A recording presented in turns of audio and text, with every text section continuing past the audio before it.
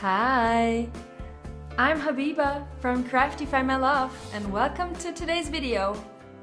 You'll learn how to make these cute little plant sticks for your herb garden.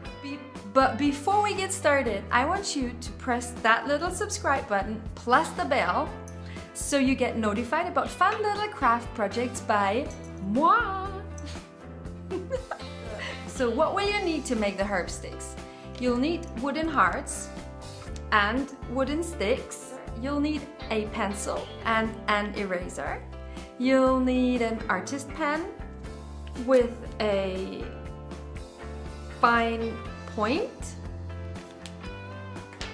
a hot glue gun, and a practice sheet that you can download over at craftifymylove.com/freebie for free, but I'll link to it in the info section. And at any time you decide this video is awesome, give it a thumbs up. Thank you. Do you know what I think? They'd make excellent gifts combined with a herb pot. And now let's get started. Download your practice sheet for free over at craftifymylove.com/freebie and get practicing. Prepare the wooden hearts with pencil lines. Grab your felt pen and write the herb names on the hearts. Get your wooden sticks. In Germany they're called Schaschlikspieße. I'm not sure, maybe it's shish kebab sticks or something. They're of, I think it's bamboo, but I'm not really sure. Then you take, I'd recommend you take the back and add a blob of hot glue, like so.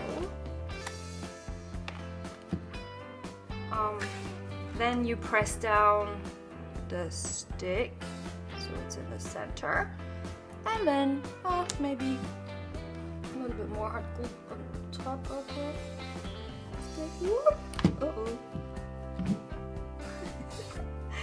Like that. Let's put it down and add the top heart with the name of the heart. Ooh, is my hair in the screen? I'm sorry. I always do that. Press it together. Remove excess glue string or hair.